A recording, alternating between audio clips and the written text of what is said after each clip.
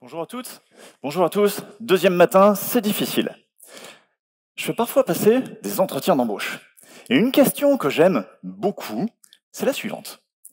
Je saisis une URL dans la barre d'adresse de mon navigateur. J'appuie sur « Entrée ». Que se passe-t-il? Et donc là, la personne en face de moi, des fois, me pose des questions. Est-ce que c'est un clavier sans fil? Est-ce que c'est un clavier filière? Quel connecteur? Oui, j'ai déjà eu ces questions. Une autre personne va me répondre « Symfony exécute mon contrôleur ». D'autres personnes me parlent de requêtes HTTP peut-être, de TCP/IP, de TLS, ce genre de choses. Et puis d'autres me parleront d'architecture, de microservices, de dépendance de ces microservices. D'autres personnes choisiront plutôt de se concentrer sur l'hébergement, par exemple Kubernetes, Lambda, Cold Start, ce genre de choses assez fun. D'autres se mettront avant l'application, parleront d'API Gateway, peut-être de load balancers, et enfin d'autres finiront avec des CDN et de la mise en cache. C'est une question que j'aime beaucoup. Et c'est pas une question piège, non, pas du tout.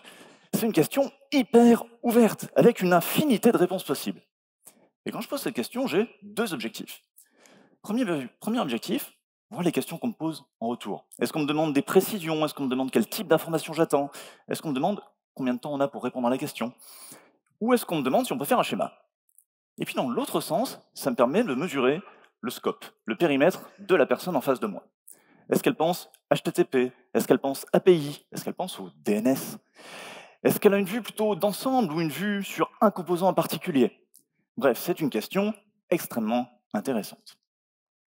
Je m'appelle Pascal Martin, je suis Principal Engineer à AWS Hero. Aujourd'hui, je bosse beaucoup sur de l'infra, du back, AWS, Kubernetes, des sujets de coût, de résilience, de scalabilité, de performance, tous les trucs super fun. Je travaille chez Bedrock, on développe une plateforme de VOD et de replay que nous vendons en marque blanche à nos clients, des broadcasters européens. En France, notre plateforme propulse notamment M6+. J'ai commencé à programmer sur calculatrice, TI-83, TI-92, il y a très très longtemps. Puis j'ai fait un petit peu de C au bout d'un moment. Au fil du temps, j'ai continué avec du C++ et mes premiers pas en PHP, en HTML, en JavaScript. Puis j'ai fait des études d'informatique. J'ai découvert Java, Perl et Visual Studio. Je suis entré dans le monde professionnel, j'ai refait du PHP, beaucoup de PHP, avec son écosystème cette fois. Et puis pas mal de JavaScript, un tout petit peu de CSS, on m'a à peu près interdit d'en faire, et des regards sur d'autres choses, encore du C++ par exemple. Et puis après 10 ans, j'ai un peu changé de métier. Je suis passé sur des technologies plus orientées cloud, AWS, et puis aussi, ça se voit au milieu, un premier rôle de management. Aujourd'hui, j'ai de plus en plus une vision sur de l'architecture. Architecture d'un projet, architecture d'une plateforme, avec en parallèle des questionnements un petit peu plus larges sur le monde de l'entreprise. Qu'est-ce que je tire de tout ça? Eh bien, le voyage de débutant à expert, si je puis dire, ce voyage, il est long. Il est composé de nombreuses portions de chemin. Et tous ces livres différents sur 25 ans, ça m'a aussi aidé à réaliser pourquoi il y a autant de réponses différentes à ma première question. Chacun suit son voyage, et chaque expérience est composée d'une toute petite partie des chemins possibles. Aujourd'hui, on va voir une première requête. On va parler HTTP, et je sais tout de suite que je vais exclure plein de choses. Je vais exclure le développement mobile, la BI, les systèmes de paiement, tout ce genre de choses, par exemple. J'ai un utilisateur, une application, et entre les deux, une requête HTTP. Cette requête HTTP, elle ne transite pas magiquement, non. Elle passe à travers ce nuage qu'on appelle communément Internet. Bon, bah, ça y est. Non. Zoomons un petit peu en arrière. On prend l'utilisateur, l'utilisatrice, et cette personne a un clavier. Elle a aussi un ordinateur, avec un navigateur et un système d'exploitation. C'est le moment où on pourrait parler de Bluetooth, de Wi-Fi, de clavier pas connecté, ceci, cela. Mais non, pas tout de suite. La requête va partir vers Internet, mais avant ça, avant que la requête ne parte vers Internet, on fait une première chose. On interroge un système DNS. on essaye de traduire l'adresse tapée par l'utilisateur en une adresse IP.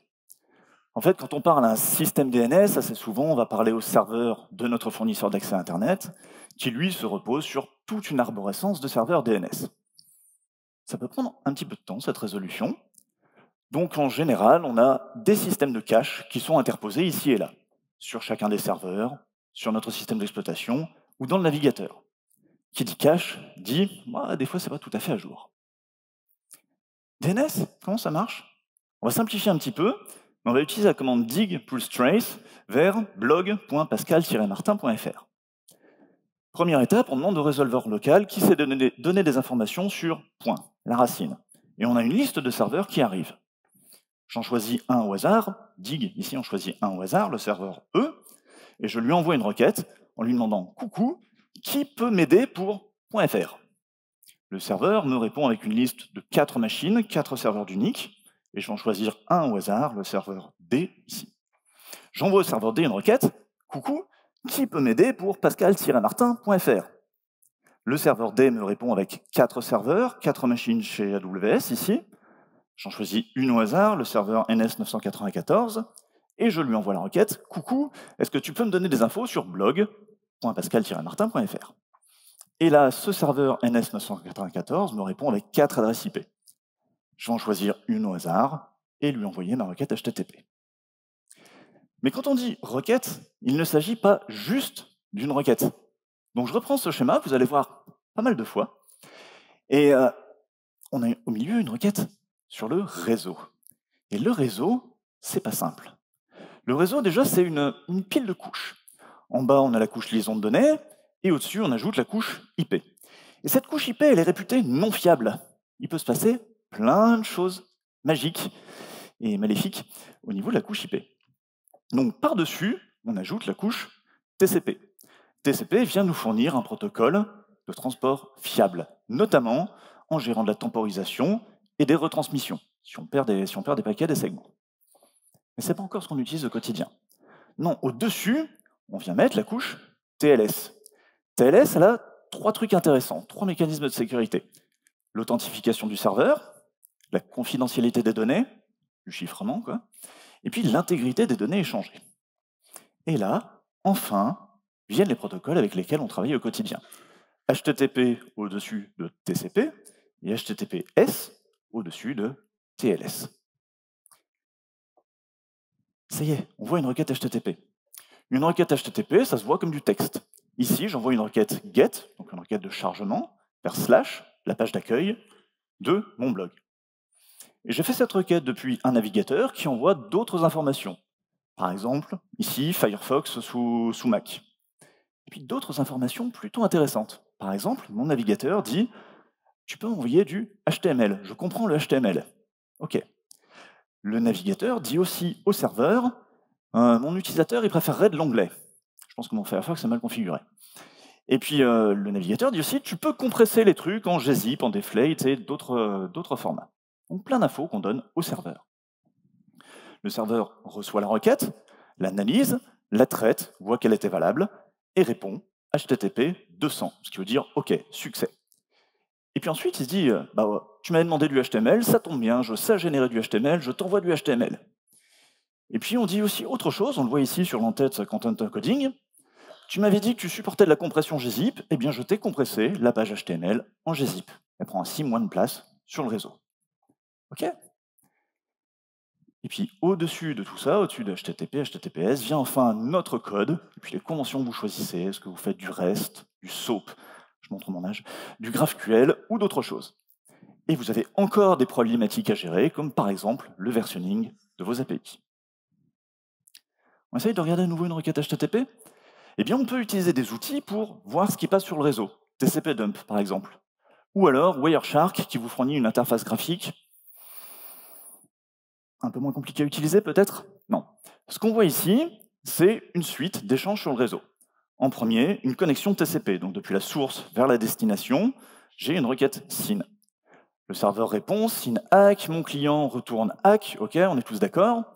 Et là, mon client envoie la requête HTTP. Donc on voit get/pascal-martin.fr. Le serveur répond, ok, j'ai bien reçu la requête. fait son travail, puis renvoie la réponse HTTP. 301, move permanently. En fait, va voir ailleurs. Donc, il va falloir faire une autre requête. Et mon client répond, OK, j'ai bien reçu la réponse. Pour faire une requête HTTP et recevoir la réponse, on a fait 7 trajets sur le réseau. Plus votre serveur est loin de vos utilisateurs, plus la latence est grande. Ici, la latence, on l'a subie 7 fois. En HTTPS, alors? Eh bien, en HTTPS, on a ça, qui est données applicatives chiffrées. Là, vous comprenez pourquoi il vaut mieux utiliser HTTPS quand on ne veut pas que n'importe qui voit ce qu'on fait sur le réseau. Et Internet, c'est une interconnexion de réseaux, avec des routeurs entre les uns et les autres. On ne parle pas directement depuis ma machine à un serveur à l'autre bout du monde. Ici, j'utilise MTR, vous pourriez utiliser Traceroute aussi, pour voir un petit peu le chemin par où on passe sur le réseau. Donc j'essaie de parler depuis ma machine, 192.168.1.69, vers un serveur de l'IUT de Montpellier. J'étais à Lyon, mais Montpellier, c'était bien pour cet exemple. Et on voit que la requête quitte ma machine, traverse plusieurs réseaux, notamment je suis chez Free, rentre sur Renater, le réseau des universités françaises, à Paris, donc j'ai fait Lyon-Paris, là, j'habite à Lyon. On redescend à Lyon, on va jusque Marseille, et ensuite on va à Montpellier, on passe à travers quelques machines. Ça peut expliquer pourquoi des fois vous avez plus de latence que vous ne l'espériez. En dessous de la requête, on peut commencer à parler application, parce que la requête qu'on a reçue, elle va être traitée par notre application. Donc encore une fois, ce schéma magique, et maintenant on va regarder un petit peu plus le application, le truc qui était à droite. Eh bien, quand on veut développer une application, ou quand on doit maintenir une application, assez souvent, la première question que vous vous posez, c'est quel langage de programmation est-ce que je vais utiliser? Donc, il faut connaître un petit peu ces langages, savoir lesquels sont adaptés ou non à nos besoins. Et puis même plus que ça, quand j'ai commencé à faire du PHP en monde professionnel, eh bien on utilisait var pour les attributs de classe. Pas public, protected et private, ça n'existait pas. Composer n'existait pas, Symfony n'existait pas. Il y avait très peu de typage en PHP. Bref, il faut aussi suivre les évolutions du langage et pas rester figé sur PHP 4. Et je croise encore des gens qui me parlent de PHP comme si c'était PHP 4. C'est étrange comme discussion. Quand on a le langage, on se demande quel serveur d'application on va utiliser pour exécuter notre code. Par exemple, en PHP, est-ce qu'on utilise PHP natif ou FrankenPHP, Roadrunner ou d'autres choses? Et puis après, on passe à la gestion de dépendances. En PHP, c'est facile, Composer. Avec d'autres langages, c'est un petit peu moins facile. Et enfin, on se pose la question, quel est le framework le plus adapté aux besoins de mon application? Ça demande peut-être d'en connaître plusieurs, au moins dans les grandes lignes. Maintenant qu'on a ces questions, on se pose aussi des questions d'architecture. Au niveau de ma plateforme, est-ce qu'on va mettre plutôt en place un monolithe, un seul gros projet qui fait tout, ou des microservices, plein de petits composants qui font chacun une chose et une seule? Ou alors est-ce qu'on va foirer complètement nos microservices et faire un gros monolithe distribué, avec tous les problèmes du monolithe et des microservices? Ou une approche peut-être plus rationnelle dans certains cas, comme un monolithe modulaire. Et au sein ensuite de chacun des composants de notre plateforme, encore des questions d'architecture. Est-ce qu'on fait du MVC, est-ce qu'on fait du DDD, de l'hexagonal, de l'event-driven, et tout ce genre de choses? Eh bien, qu'est-ce qui est adapté aux besoins de votre application? À vous d'y répondre. On entre ensuite dans les détails d'implémentation. Et là, on va dire comment est-ce que je stocke mes données? Liste chaînée, pile, fil, table de hachage, arbre, graphe. Toutes les structures qu'on a peut-être vues à l'université il y a pas mal d'années ou qu'on a redécouvert avec plaisir sur Internet, et la liste sur Wikipédia est comme ça c'est fun. Tout ça, ça va aussi dépendre du volume de données qu'on veut traiter, des ressources à notre disposition et des besoins de performance de notre application. Et on va aussi adapter nos algorithmes, en sachant calculer leur complexité, la notation grand O. Et encore une fois, ce qui compte, c'est répondre aux besoins de notre application et de ses utilisateurs. On va sur le schéma. Encore une fois, le schéma. L'application qu'on a à droite sur ce schéma, elle ne tourne pas sur du vide non plus. Non, cette application, elle tourne sur des serveurs. Et quand on dit serveur, ça peut être un serveur web, un serveur d'application, mais aussi des outils qui sont installés. Et puis un système d'exploitation, des bibliothèques système, des fichiers .so, on en verra tout à l'heure. Mais un serveur, c'est aussi du matériel, des CPU, de la RAM, du disque, de la capacité réseau, des GPU peut-être maintenant qui coûtent horriblement cher. Et ces ressources, elles sont finies. Donc on doit savoir exploiter les ressources à notre disposition et ça peut influencer sur nos algorithmes et notre choix de langage de programmation. Ou alors on va acheter plus de machines. Et parfois, vous allez vous trouver dans des situations assez fun. Vous avez des applications que vous n'avez pas écrites qui dysfonctionnent complètement en production. Le talk de Kevin était à ce sujet hier, c'était assez sympa. Et un outil dont il parlait à la fin, c'était l'outil strace. Et moi, j'aime bien l'outil sysdig, qui fait un peu pareil, en mieux, j'estime. Et sysdig permet de voir tous les appels système qui sont faits par un exécutable. Donc ici, j'ai lancé la commande curl sur pascal-martin.fr et j'analyse tout ce qui passe. Il y a des milliers ou des dizaines de milliers de lignes. Parmi ces lignes, je vois l'exécution du processus. Je scrolle pendant longtemps et je vois que curl essaye d'ouvrir des bibliothèques système, comme libssl.so ou librotlydec.so. Curl ne réimplémente pas ces fonctionnalités, il utilise des bibliothèques open source. On continue à scroller et on voit que curl ouvre des fichiers de configuration. Ça vous est jamais arrivé de vous dire mais pourquoi cette application elle fait ça? Comment est-ce qu'elle est configurée? Peut-être parce qu'elle ouvre des fichiers de configuration que vous ne saviez pas qui existaient. Ça peut être des fichiers de configuration applicatifs ou des fichiers de configuration au niveau du système. Et enfin, après des milliers, des dizaines de milliers de lignes, on arrive à l'appel système qui envoie la requête sur le réseau. Et on voit la même chose que tout à l'heure avec Wireshark. Et un moment après, vient la réponse HTTP. Et j'ai déjà utilisé des outils comme ça en production, par exemple pour comprendre pourquoi un Magento était extrêmement lent. Et j'ai vu qu'il ouvrait tous ces fichiers XML de configuration, qui normalement sont en cache. Ça m'a aidé à comprendre que mon système de cache ne fonctionnait pas très bien. Une application, c'est aussi pas que un bout de code. En fait, on a notre application déployée sur des serveurs, mais cette application, elle se repose sur d'autres services. Par exemple, une base de données. Mais cette base de données, des fois, elle est un peu lente, ou on n'a pas trop su écrire nos requêtes. Donc on va mettre un système de cache devant la base de données. Et là, on retrouve les mêmes problématiques qu'on avait avec le DNS et les caches des DNS, l'expiration du cache, la durée de vie des entrées. Qu'est-ce qui se passe si on a une donnée qui est trop vieille dans le cache? Comment se comporte l'application? Et bien sûr, qu'est-ce qui se passe si le cache tombe en panne? Ok, on zoome sur la base de données. La base de données, c'est quoi cette base de données? Eh bien, on doit se poser des questions. Est-ce qu'on va utiliser une base de données relationnelle, écrire du SQL, penser forme normale, penser aux index, aux verrous, de choses?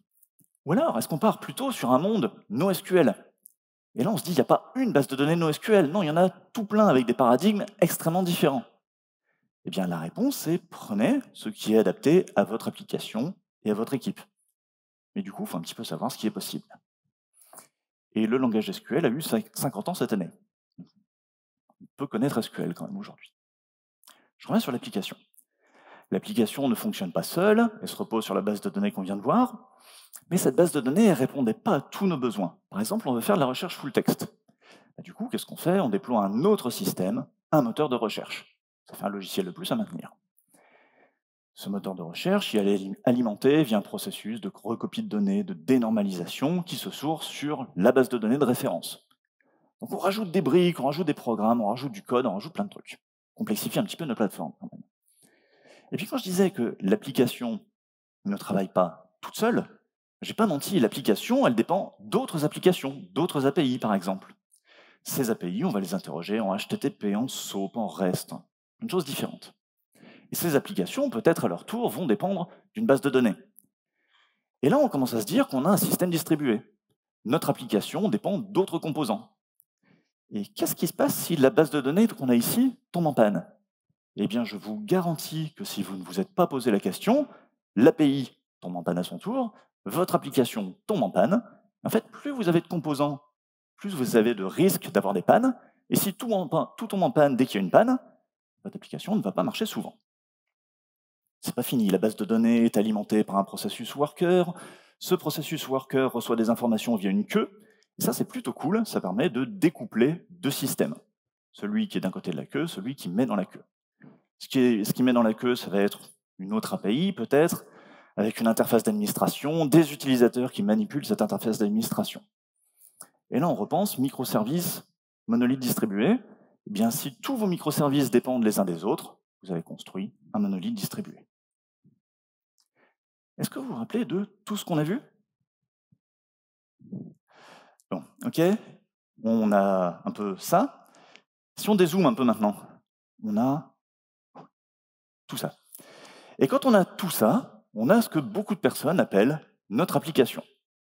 Et puis on a des utilisateurs qui peuvent interroger, qui peuvent obtenir des réponses. Et oui, ça fait déjà pas mal de notions, et ça fait que 20 minutes. Ici en vert, vous avez ce que beaucoup de développeurs back, souvent appellent mon application. Et quand vous faites ça, vous oubliez tout le reste. Et au fait, j'inclus les serveurs applicatifs, les serveurs de base de données, de moteurs de recherche et machin, j'inclus tout ça dans l'application. Si vous choisissez une base de données, elle fait partie de votre responsabilité. Maintenant, quand vous avez bossé dur pour construire cette plateforme, eh bien, je vous souhaite d'avoir beaucoup de trafic, beaucoup d'utilisateurs. Et donc, vous allez avoir des problématiques de scalabilité, d'élasticité. Et ces problématiques, elles s'appliquent à tous les composants de notre plateforme. L'applicatif, la base de données, la recherche, les workflows de synchronisation de données. Donc vous allez vous poser des questions. Comment est-ce qu'on tient face à des pics de charge? Vous allez penser aux besoins d'élasticité de votre plateforme, mais aussi à ses limites. Vous allez peut-être mettre en place de l'élasticité horizontale ou verticale, ajouter des serveurs ou prendre des machines plus grosses. Et vous le ferez peut-être en automatique, avec de l'autoscaling. Et là, vous dites, cool, tout va bien. Mais non, l'autoscaling n'est pas immédiat. L'autoscaling réagit suite à un pic de charge, et s'il faut 5 minutes pour doubler la capacité, il ne faut pas que votre pic de charge soit trop violent. Sinon, les serveurs arrivent trop tard.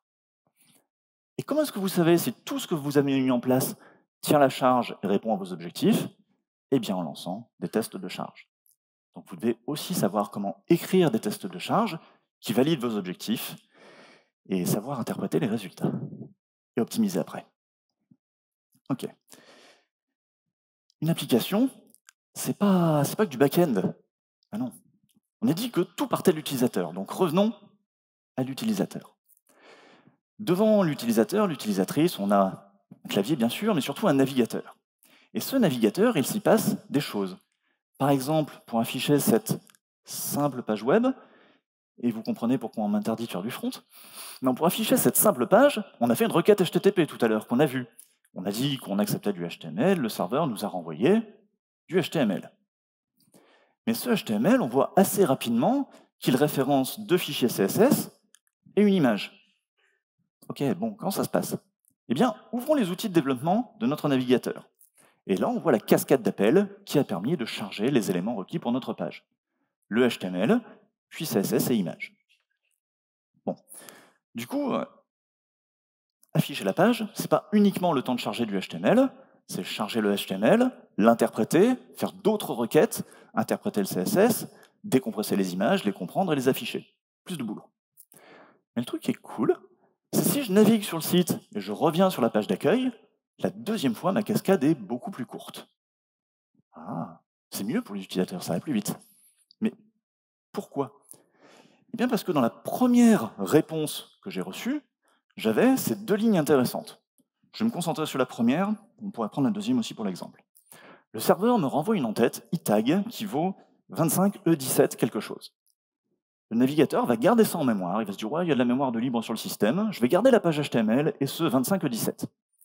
Et ensuite, quand je navigue et que j'essaye de réafficher la homepage, eh bien, le navigateur va envoyer une nouvelle requête avec l'entête HTTP if non-match 25E17. Le navigateur dit au serveur « Coucou, renvoie-moi la page si elle ne correspond pas à ce que j'ai en mémoire ». Le serveur interprète la requête, regarde le fichier qu'il a sur disque, se dit « Ok, il vaut toujours la même chose qu'avant, donc je renvoie une réponse HTTP 304 not modified. Utilise ce que tu as en cache. » Et donc, on ne retélécharge pas le contenu HTML de la page. On gagne en temps de chargement. Mais on fait quand même un aller-retour de validation. Potentiellement, ça prend du temps. Le serveur pourrait aussi répondre avec d'autres entêtes comme expires et une date dans le futur, ou cache control avec un maxage qui ici vaut 7 jours. Dans ces 2 cas-là, le navigateur pourrait garder la page en cache totalement sans la revalider. Donc là, aucune requête HTTP pour aller voir si la page a été mise à jour. Ça va beaucoup plus vite pour les utilisateurs, qui par contre auront peut-être un affichage un petit peu obsolète. Donc on a dit, le navigateur met la page en cache. Ok, c'est ce qu'on vient de voir. Mais notre requête passe à travers ce nuage un petit peu magique Internet.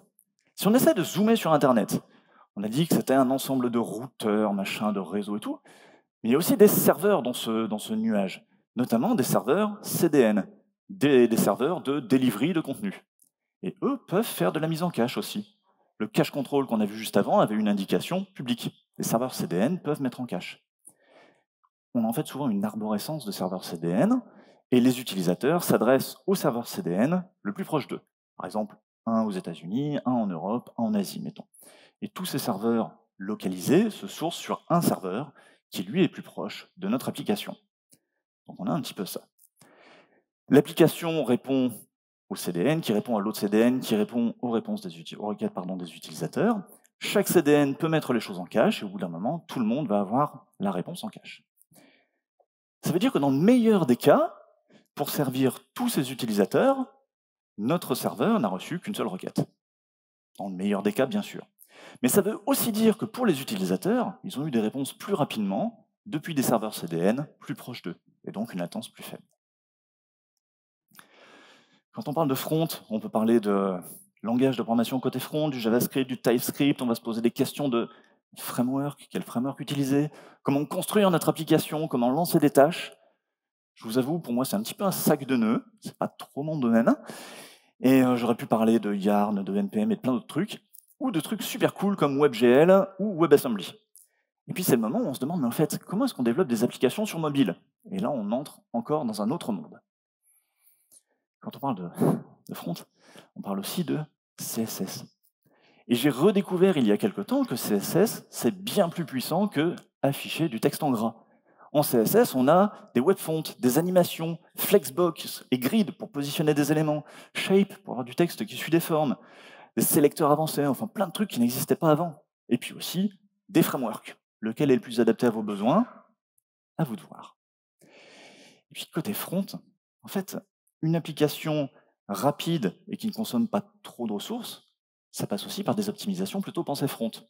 On a parlé de compression pour transférer moins de données. On a parlé de cache pour ne plus transférer ces données. Mais il n'y a pas que ça. Par exemple, on a essayé d'afficher une image tout à l'heure. À gauche, j'ai une image en JPEG. À droite, j'ai la même image en PNG. Et on voit, j'espère que ça se voit du fond de la salle, je suis beaucoup exagéré ici, que JPEG bave beaucoup, et PNG est plus adapté pour du texte. Par contre, le PNG fait 352 kilooctets, et le JPEG fait 30 kilooctets, soit 10 fois plus petit. Compromis, est-ce qu'on transfère beaucoup de données ou pas? Bon, le JPEG est tellement dégueulasse que dans ce cas, le choix est assez vite fait. Mais dans un autre cas, ici j'ai deux images, toutes les deux en JPEG. Et JPEG a un paramètre de qualité. Plus on a une qualité haute, plus on aura des grosses images, et inversement. L'image de gauche est en qualité 20%, l'image de droite est en qualité 95%, 57 kilooctets d'un côté, 276 kilooctets de l'autre côté. Et on ne voit pas trop les différences.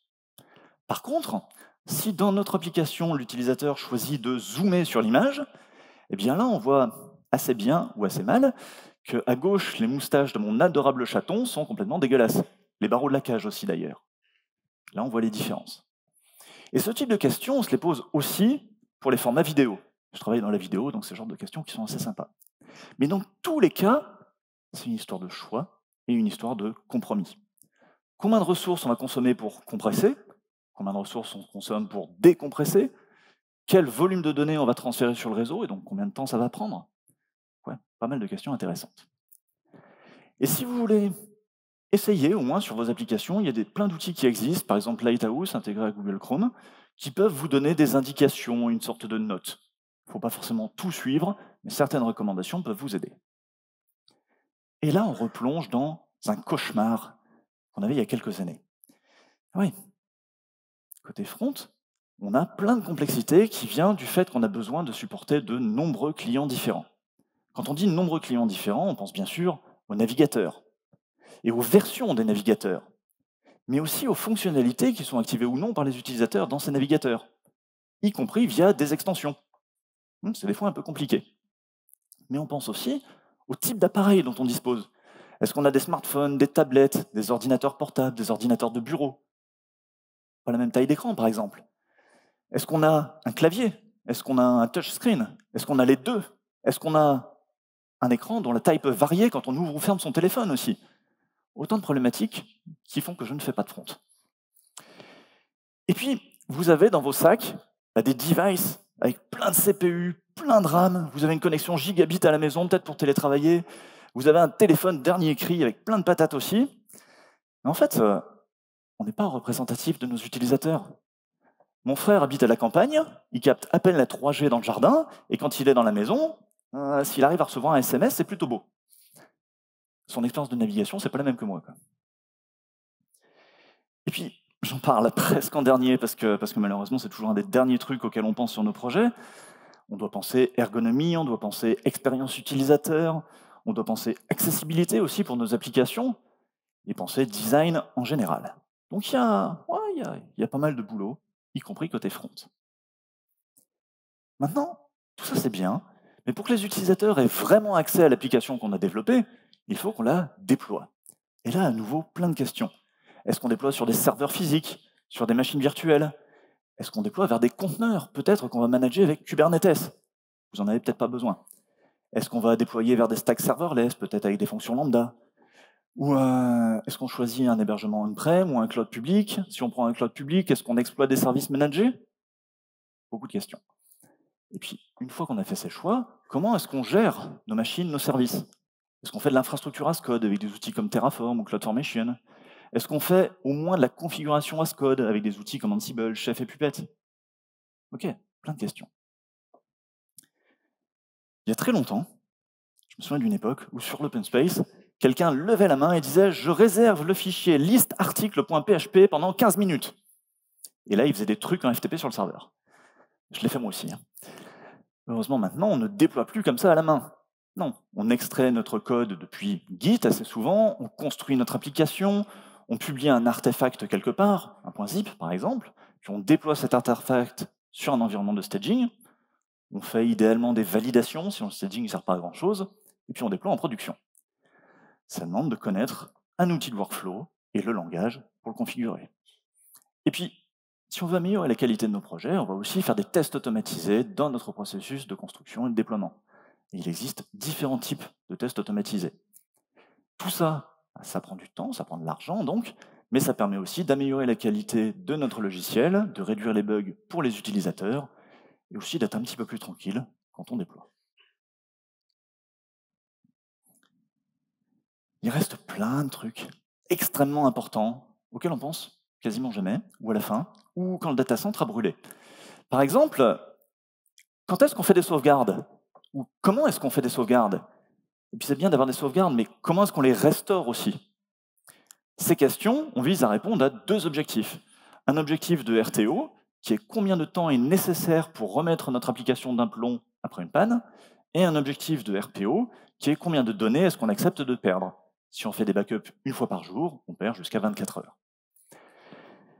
Et puis, il fallait que je le mette au moins sur un slide quand même pour le principe. Ah, ça aussi, la sécurité, c'est à prendre en compte tout au long de la conception et du déploiement de nos applications. Et puis, la loi.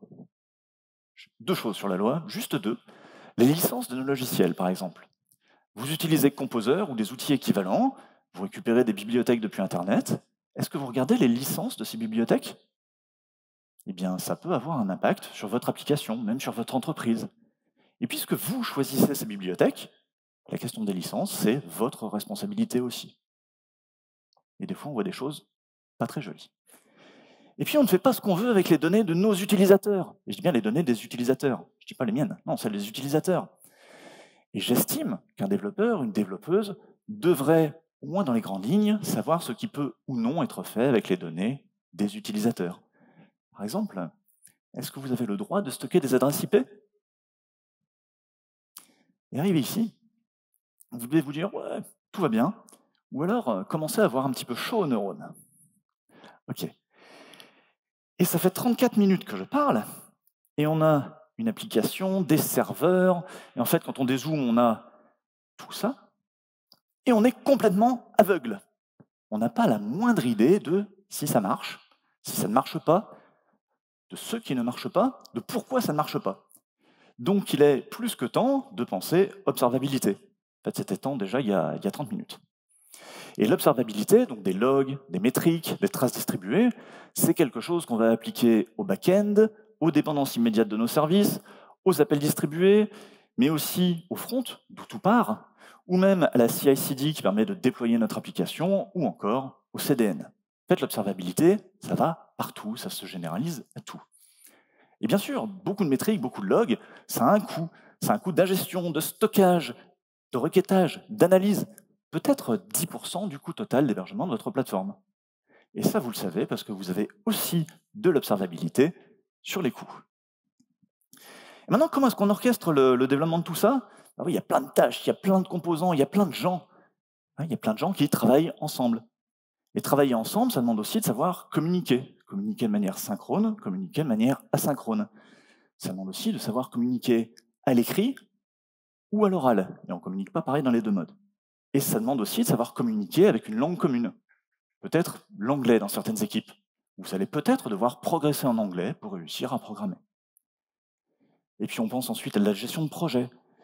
Comment est-ce qu'on priorise les tâches? Parfois, on va vous demander d'estimer des tâches. Ça ne se fait pas toujours, mais des fois, on vous le demande. Vous allez acquérir des notions de méthode, d'agilité peut-être. Et au bout d'un moment, vous allez réaliser, des fois, ça ne vaut pas trop le coup de construire une application. Il vaut mieux en acheter une autre ou louer un composant sur étagère. Et puis, comme tout tombe en panne un jour ou l'autre, vous apprendrez à gérer des incidents. C'est normal. Et les premiers, c'est un peu inquiétant, et petit à petit, on s'y fait. Et au fur et à mesure que vous allez gagner en seniorité, vous allez apprendre à aller plus loin que « je dois coder une API ». Vous allez aussi apprendre à aller plus loin que « mon API ». En fait, vous réaliserez que vous n'allez plus vous limiter à « mon projet » ou « mon équipe », mais vous allez penser optimum globaux pour votre plateforme et votre entreprise, et puis optimum local. Vous accepterez de faire quelque chose d'imparfait pour votre équipe pour que l'entreprise avance plus vite et mieux. Et donc là, on commence à être un petit peu écartelé. Et si vous essayez de tout connaître, au bout d'un moment, vous allez tirer une sale tête, voire même vous allez complètement vous cramer. Mais heureusement, vous n'avez pas besoin de tout connaître. Absolument pas. Non, vous pouvez choisir ce sur quoi vous travaillez. Et au bout d'un moment, vous allez arriver assez probablement sur ce qu'on appelle un profil en T. C'est quelque chose dont je parlais assez souvent dans mes reports quand j'avais une équipe. Ce profil en T, il est composé d'un ensemble de connaissances générales, le socle du T, et un sujet ou un domaine de spécialisation. Par exemple, pour quelqu'un qui fait du développement PHP, vous aurez peut-être des notions en JavaScript, en CSS, vous saurez peut-être communiquer sur Slack, et vous aurez des notions d'infrastructure chez AWS, quelques exemples. Et au fur et à mesure que vous allez vous spécialiser sur PHP, eh bien vous découvrirez des problématiques d'architecture, par exemple, comment mettre en place des microservices, des vrais microservices. Vous apprendrez à écrire mieux pour transmettre vos connaissances et vos compétences autour de vous. Vous découvrirez plusieurs frameworks et vous saurez les comparer pour savoir lequel est adapté à votre projet. Et puis vous deviendrez expert ou experte en PHP. Et au bout d'un moment, vous irez peut-être jusqu'à écrire des extensions PHP ou contribuer au moteur de PHP. Et vous verrez qu'avec ça, on est souvent beaucoup plus heureux. Et ça répond un peu à la première question du talk. En fait, peut-être que chacun des candidats que j'ai eu en face de moi, chaque personne répondait en fonction de son T. Et c'est OK, tant que vous savez l'expliquer. Et vous avez le droit de changer. Je suis passé de développeur PHP à quelque chose de plutôt orienté cloud, AWS et architecture. Je ne code plus en PHP. C'est OK. J'espère que c'est OK ici aussi. Je me demandais un petit peu comment conclure. Donc je commence avec cette nouvelle photo de mon chat, Bucket. Ça la met quand même bien plus en valeur que celle de tout à l'heure qui était très baveuse. Et Bucket et moi vous souhaitons bon courage et beaucoup de fun. Et non, plus sérieusement, je me suis dit que je pouvais revenir au tout début de ce talk, aux entretiens d'embauche, et vous partager une autre question que j'aime beaucoup. Et c'est peut-être même la question que je pose toujours. Et je sais qu'il y en a dans la salle qui sont en train de sourire. Un développeur ou une développeuse vient vous voir et vous dit « Au secours, mon application a des erreurs 500 ». Que faites-vous? Je m'appelle Pascal Martin, j'ai pendant longtemps été développeur avec PHP et son écosystème, j'ai ensuite été lead DevOps et je suis désormais principal engineer chez Bedrock, je suis aussi AWS Hero. Je vais laisser la place au prochain speaker dans 44 secondes, mais il y a un truc qui est super cool quand on est speaker et qu'on est un petit peu réservé comme moi, c'est à vous, membres du public, de faire le premier pas si vous voulez parler. La pause est très courte ici, donc si vous voulez discuter, je serai ici au premier rang, à la pause suivante, la pause de 11h10, qui nous laissera une demi-heure. Venez me voir, vous pourrez peut-être essayer de répondre à la dernière question. Merci beaucoup.